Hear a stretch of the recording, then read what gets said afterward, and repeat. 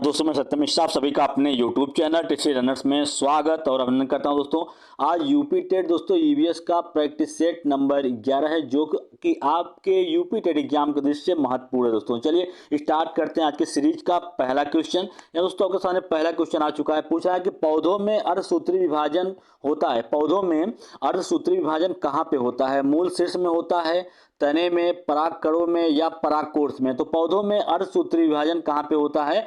परागकोश में होता है। इस क्वेश्चन का राइट जवाब क्या होगा? ऑप्शन नंबर 4 इसका राइट जवाब होगा। चलिए आगे चलते हैं क्वेश्चन नंबर नेक्स्ट पे। क्वेश्चन नंबर नेक्स्ट है दोस्तों, जैविक समुदाय में प्राथमिक उपभोक्ता है। जैविक समुदाय जो होता है उसमें प्राथमिक उपभोक्ता कौन होता है? मांसाहारी होते हैं, सर्वाहारी, शाकाहारी या टेरिटोरियल? ठीक है दोस्तों, क्या होता है इसमें से? कह रहा है कि जैविक समुदाय में प्राथमिक उपभोक्ता क्या होता है? तो जैविक समुदाय का जो प्राथमिक उपभोक्ता होता है वो क्या होता है? शाकाहारी होता है। इस क्वेश्चन का राइट जवाब ऑप्शन नंबर 3 है दोस्तों।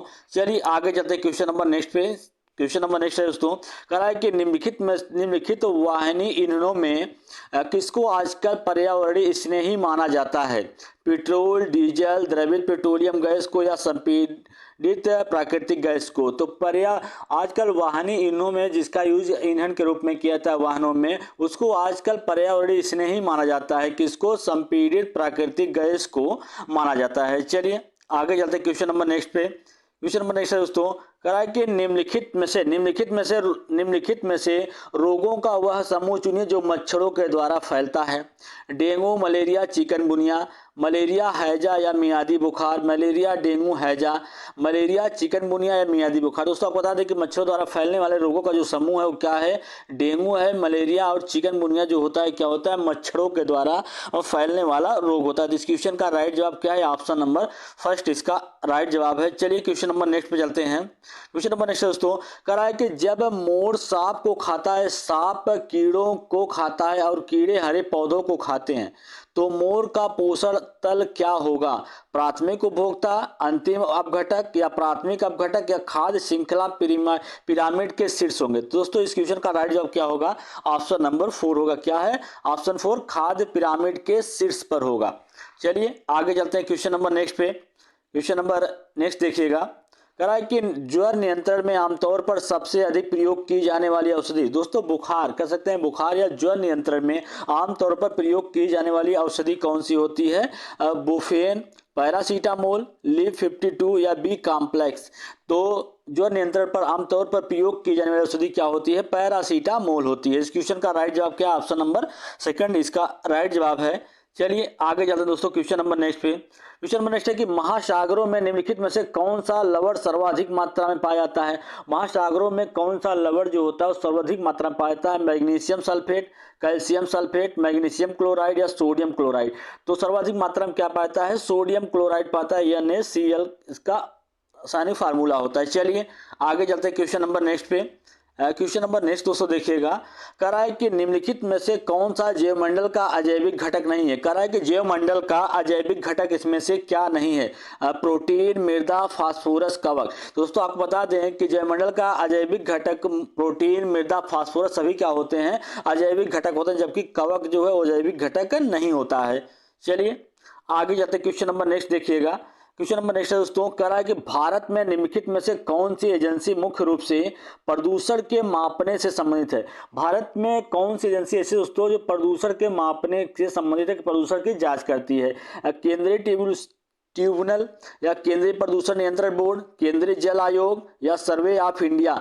तो कौन है दोस्तों? केंद्रीय प्रदूषण नियंत्रण बोर्ड है। चलिए आगे चलते हैं क्वेश्चन नंबर नेक्स्ट पे। क्वेश्चन नंबर नेक्स्ट है, कह रहा है कि ग्रीन मफलर संबंधित है। ग्रीन मफलर जो है वो किससे संबंधित है? मृदा प्रदूषण से, वायु प्रदूषण, ध्वनि प्रदूषण, जल प्रदूषण? ठीक है दोस्तों, तो आपको बता दें कि ग्रीन मफलर जो है किससे संबंधित है? ध्वनि प्रदूषण से संबंधित है। चलिए आगे जाते हैं क्वेश्चन नंबर नेक्स्ट पे। क्वेश्चन नंबर नेक्स्ट देखिएगा, कह रहा है कि तिब्बत की सांगपो नदी भारत में किस नाम से जानी जाती है? तिब्बत की जो सांगपो नदी है वो भारत में किस नाम से जानी जाती है? ब्रह्मपुत्र के नाम से जानी जाती है। चलिए आगे चलते क्वेश्चन नंबर नेक्स्ट पे। क्वेश्चन नंबर नेक्स्ट देखिएगा, क्या पूछ रहा है? कह रहा है कि निम्नलिखित में से कौन सा सागर यूरोप को अफ्रीका से स्थानांतरित अलग करता है? ठीक है, काला सागर, लाल सागर, अरब सागर या भूमध्य सागर? दोस्तों आपको बता दें कौन सा सागर जो है वो यूरोप सागर को अफ्रीका से अलग करता है? तो भूमध्य सागर है। चलिए आगे चलते क्वेश्चन नंबर नेक्स्ट पे। क्वेश्चन नंबर नेक्स्ट है, कह रहा है कि निम्नलिखित ईंधनों में से कौन सा न्यूनतम पर्यावरणीय प्रदूषण उत्पन्न करता है? इसमें जो भी ईंधन दिए गए हैं उसमें से कौन सा ईंधन ऐसा है जो न्यूनतम पर्यावरणीय प्रदूषण उत्पन्न करता है? डीजल, पेट्रोल, हाइड्रोजन या कोयला? तो क्या है दोस्तों, हाइड्रोजन है जो न्यूनतम पर्यावरणीय प्रदूषण उत्पन्न करता है, सबसे कम पर्यावरण प्रदूषण करता है। चलिएगा क्वेश्चन नंबर नेक्स्ट पे, कह रहा है कि सरिस्का राष्ट्रीय उद्यान अवस्थित है। सरिस्का राष्ट्रीय उद्यान कहाँ पे अवस्थित है? पश्चिम बंगाल, गुजरात, राजस्थान या असम में? तो सरिस्का राष्ट्रीय उद्यान कहाँ पे है दोस्तों? राजस्थान में अवस्थित है। चलिए क्वेश्चन नंबर नेक्स्ट पे चलते हैं। किस देश में क्रिसमस का त्यौहार गर्मियों में मनाया जाता है? जापान, भारत, ऑस्ट्रेलिया या अमेरिका? तो दोस्तों कहाँ पे? ऑस्ट्रेलिया में। चलिए आगे चलते हैं दोस्तों क्वेश्चन नंबर नेक्स्ट पे। क्वेश्चन नंबर नेक्स्ट है कि अंतर्राष्ट्रीय ओजोन दिवस कब मनाया जाता है? 16 सितंबर, 30 मार्च, 7 दिसंबर या 22 अप्रैल को? तो अंतर्राष्ट्रीय ओजोन दिवस कब मनाया जाता है? 16 सितंबर को ओजोन दिवस मनाया जाता है। और ओजोन परत कहाँ पाई जाती है? समताप मंडल पे ओजोन परत पाई जाती है जो पराबैंगनी किरणों को अवशोषित करने का काम करती है। चलिए आगे चलते क्वेश्चन नंबर नेक्स्ट पे। कह रहा है कि क्वेश्चन नंबर नेक्स्ट दोस्तों, कह रहा है कि विटामिन ए की कमी से होने वाली बीमारी क्या है? विटामिन ए जो होता है दोस्तों, इसकी कमी से कौन सी रोग होती है? स्कर्वी, रतौंधी, बेरी या रक्त का थक्का नहीं जमता?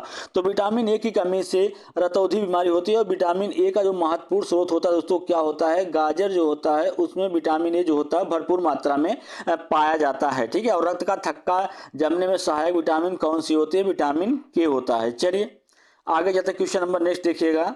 क्वेश्चन नंबर नेक्स्ट है, कह रहा है कि निम्नलिखित में से कौन सा वायु प्रदूषण का एक उदाहरण है? धुआं और कुहासा, वाहनों से निकलने वाली गैस, जलती हुई लकड़ी का चारकोल से निकली गैस, उपरोक्त सभी। तो दोस्तों आपको बता दें कि उपरोक्त सभी क्या है? वायु प्रदूषण का उदाहरण है, चाहे धुआं कुहासा हो या वाहनों से निकलने वाली गैस हो या जलती हुई लकड़ी या चारकोल से निकलने वाला गैस। चलिए क्वेश्चन नंबर नेक्स्ट पे चलते हैं दोस्तों। क्वेश्चन नंबर नेक्स्ट है, कह रहा है कि कौन सी गैस ग्लोबल वार्मिंग के लिए उत्तरदायी होती है? ग्लोबल वार्मिंग के लिए कौन सी गैस उत्तरदायी होती है? नाइट्रोजन, मीथेन, कार्बन डाइऑक्साइड या सल्फर डाइऑक्साइड?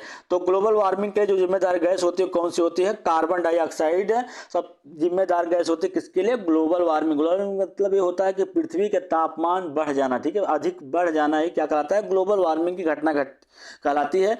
तो ग्लोबल वार्मिंग की घटना में दोस्तों जो कौन सा मंडल जो होता है सबसे अधिक गर्म होता है? तो आपको बता दें कि क्षोभ मंडल जो होता है वो सबसे अधिक गर्म होता है, क्योंकि क्षोभ मंडल जो होता है वो पृथ्वी तल के सबसे नजदीक पाया जाता है। कभी पूछ जाता है दोस्तों कि सल्फर डाइऑक्साइड, देखिए दोस्तों कह रहा है अम्लीय वर्षा के लिए जो जिम्मेदार गैस होती है क्या होती है? सल्फर डाइऑक्साइड होती है, क्योंकि सल्फर डाइऑक्साइड जो होता है पानी में मिल जाने के बाद वर्षा का पानी जो होता है क्या होता है? अम्लीय हो जाता है। इसी के कारण दोस्तों जो ताजमहल है उसका कलर भी क्या हो गया? फीका पड़ गया, कहते हैं कि पीला पड़ गया है। ठीक है, चलिए आगे चलते क्वेश्चन नंबर नेक्स्ट देखिएगा। क्वेश्चन नंबर नेक्स्ट है, कह रहा है कि पक्षी एक वक्त में दो अलग अलग चीजों को देख लेते हैं क्योंकि वे अपनी गर्दन को घुमाते रहते हैं।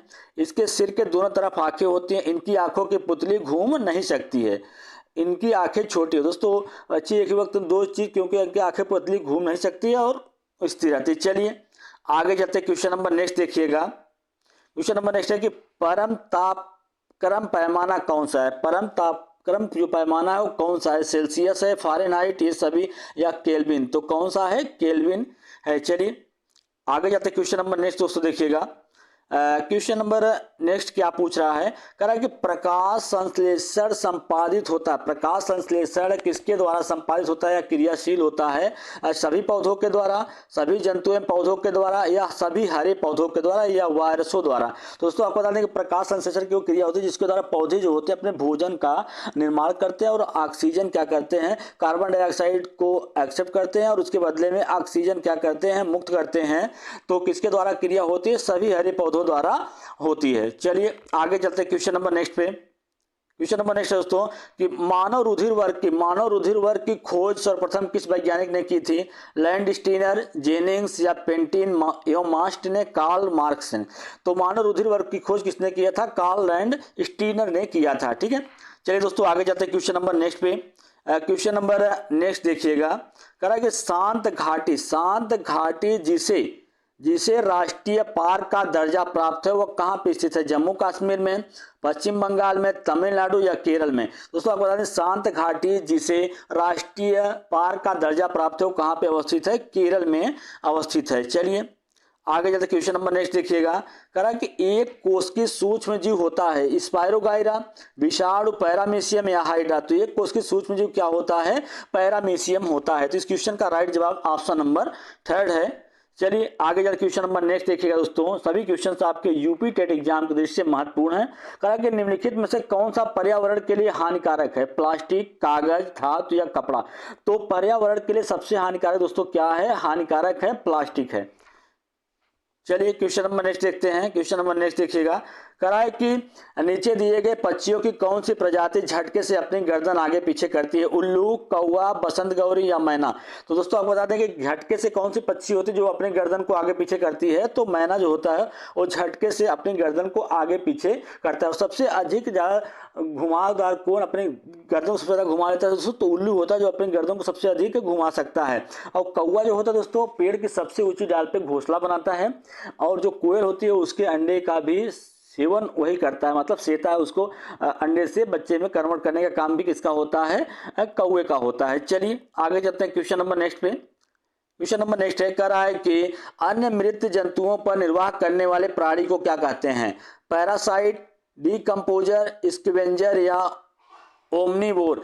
तो अन्य मृत जंतुओं पर जीवन निर्वाह करने वाले प्राणी को क्या कहते हैं? स्कैवेंजर कहते हैं। ठीक है चलिए आगे जाते क्वेश्चन नंबर नेक्स्ट देखिएगा। क्वेश्चन नंबर नेक्स्ट है कराए कि निम्नलिखित में से कौन सा विश्व उष्मायन का कारण है? विश्व उष्मायन का कारण क्या होता है? जल प्रदूषण होता है, मृदा प्रदूषण, वायु प्रदूषण या ध्वनि प्रदूषण? तो विश्व उष्मायन का कारण क्या होता है दोस्तों? वायु प्रदूषण होती है। वायु प्रदूषण के कारण ही विश्व उष्मायन होता है। चलिए आगे चलते क्वेश्चन नंबर नेक्स्ट पे और आज की क्लास का लास्ट क्वेश्चन है दोस्तों। कह रहा है कि सीएनजी का संक्षिप्त रूप क्या होता है? सीएनजी जो होता है उसका संक्षिप्त रूप क्या होता है? उसका फुल फॉर्म क्या होता है? Clean natural gas, compressed natural gas या कार्बोनाइज्ड नेचुरल गैस या कार्बोरेटेड नेचुरल गैस? तो आप बता दें कि सीएनजी का संक्षिप्त रूप क्या होता है? कॉम्प्रेस्ड नेचुरल गैस होता है। इस क्वेश्चन का राइट जवाब क्या है? ऑप्शन नंबर 2 है। दोस्तों आज के इतना है। अगर आपको मेरा वीडियो अच्छा लगे तो लाइक, शेयर और सब्सक्राइब दोस्तों जरूर करिए।